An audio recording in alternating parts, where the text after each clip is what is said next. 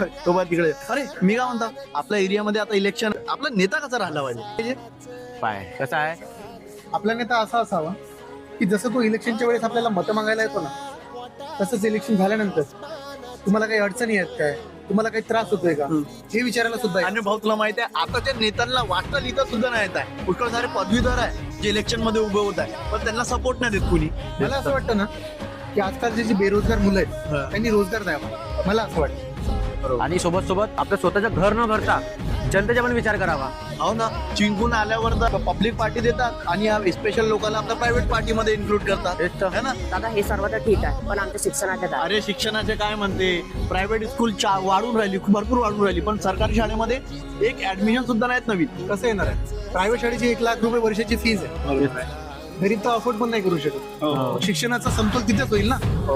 त्याचमुळे 99% सरकारी शाळा सुद्धा बंद झाल्या. सरकारी शाळेमध्ये शिक्षक नाही आणि प्रायव्हेट स्कूलमध्ये भरायला पैसे नाही.